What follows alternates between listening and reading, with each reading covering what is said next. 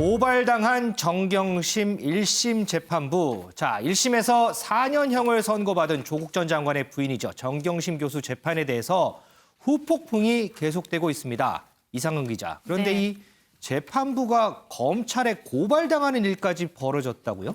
네, 맞습니다. 어제 오후에 일부 시민단체가 서울중앙지검 앞에서 기자회견을 열고 정경심 교수의 1심 재판부를 고발하는 일이 벌어졌습니다. 참고로 앞서 서울중앙지검은 업무 방해 등 15가지 혐의에 대해서 재판에 넘겨진 정경심 교수에게 징역 4년 그리고 벌금 5억 원을 선고한 바 있는데요.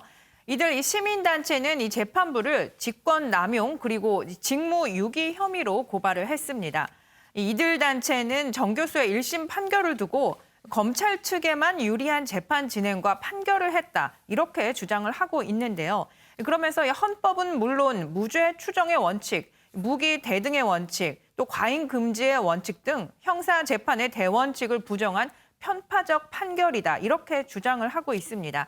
이 재판부가 또 강제 수사에서 획득한 위법 수집 증거를 모두 인정을 해서 증거로 채택을 했기 때문에 이 법관의 직무를 유기한 것이다, 이렇게도 주장을 했는데요.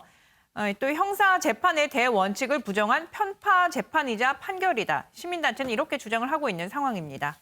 자, 그러면 재판부를 고발한 시민단체 측 얘기 듣고 오겠습니다. 정경심 교수 1심 재판부 직권남용 및 정경심 교수에 대한 1심 재판부는 검사 측에만 유리한 재판 진행과 판결을 하는 등 헌법은 물론 무죄 추정의 원칙, 무기 대등의 원칙, 과잉 금지의 원칙 등 형사 재판의 대원칙을 부정하고 불공정하고 편파적인 재판과 판결을 하였습니다. 윤석열 검찰에 의한 정치적 목적의 표적 수사와 무리한 기소를 정당화하는 데 부역한 것입니다. 정경심 교수 1심 재판부와 윤석열 총장을 고발하며 국회에서의 탄핵안 발의를 강력하게 촉구하는 바입니다. 이동석 기자, 심지어는 이 재판부 탄핵 요구하는 국민청원까지 등장했더라고요. 네, 그렇습니다. 정경심 재판부의 탄핵을 요구하는 국민청원이 바로 등장한 겁니다. 지난 24일에 올라온 이 게시물에는요, 동의한 사람만 40만 명을 넘어섰습니다.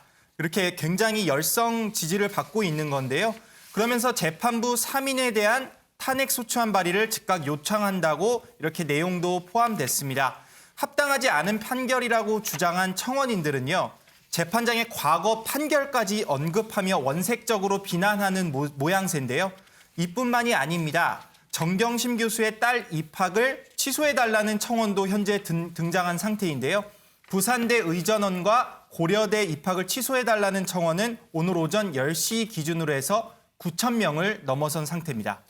윤경 의원님, 이 재판에 대한 비판은 뭐 누구나 할 수 있겠죠. 그런데 이 법관 개인에 대해서 인신공격하고 탄핵 주장하고 이런 부분들은 어떻게 보세요? 그게 서로가 서로를 결국 법의 심판대 위에 올려놓고 한번 재단을 받아보자. 사법의 만능화, 정치의 사법화 이런 얘기 하지 않습니까? 네. 검찰에 고발을 하면서 윤석열 검찰총장을 고발한다. 이 정말 웃지 못할 일이에요. 여러 가지 그러니까 빌미들은 있습니다. 이를테면 시민단체 고발 내용 중에 귀담아 들을 내용이 딱 하나 있긴 있더라고요. 검찰이 처음에 정경심 교수의 동양대 관련된 문서 위조, 사문서 위조를 내세워서 조국 전 법무장관의 인사청문회가 열리는 9월 6일 밤에 공소시효 6개월을 들이밀고 기소를 강행을 했지 않습니까? 그래놓고 나중에 공소장을 변경하겠다고 그랬어요. 네. 그걸 재판부가 받아들여지지 않고 그러다 보니까 추가 공소장을 추가로 기소를 하는 그런 사태까지 벌어졌거든요. 그러니까 이제 그런 거에 대해서는 왜 지적을 안 하느냐 이런 건데 그런 거를 다 따져 묻기 위해서 있는 제도가 2심, 3심 결국 항소심, 상고심입니다. 그러니까 제가 보기에는 정치로 풀 수 있는 사안을 정치로 풀어야지 모든 걸 다 재판정에 가서 판사 또는 뭐 검찰의 재단으로 한번 알아보자, 결론을 내자 이거는 결코 바람직하지 않아 보입니다. 자, 이 정경심 교수 이 판결 관련해서 여론조사 결과가 나왔던데요. 보니까 이 1심 판결이 합당했다가 60.5%, 부당했다가 32.2%, 합당했다는 이 응답이 더 많은 걸로 나타났습니다. 이 관련해서요, 이 지난해 이른바 조국 사태 당시에 최성해 동양대 총장에게 전화를 걸어서 허위 진술을 요구했다는 의혹을 받았던 두 사람이죠. 민주당 김두관 의원과 유시민 노무현재단 이사장이 검찰에 고발당했다는 소식도 들어와 있습니다. 이동석 기자, 누가 무슨 혐의로 고발을 한 거예요? 네, 김두관 더불어민주당 의원과 유시민 노무현재단 이사장이 고발을 당했습니다. 한 시민단체가 강요 미수 혐의로 대검에 이들을 고발한 건데요. 김 의원과 유 이사장은 지난해 9월이었죠.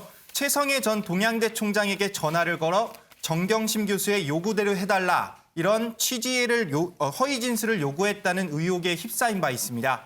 당시 논란이 일자 유 이사장은 유튜브 언론인으로 사실관계 취재차 전화했다, 이렇게 밝혔고요. 김 의원도 확인 전화였다고 해명한 바 있습니다. 자, 지금 이 정경심 교수 측의 일부 이 증인들에 대해서 위중죄 수사가 진행될 예정이다, 이런 얘기도 들리고요. 또 여기에 김두관 의원, 유시민 이사장까지 검찰 수사가 갈지도 모르는 상황.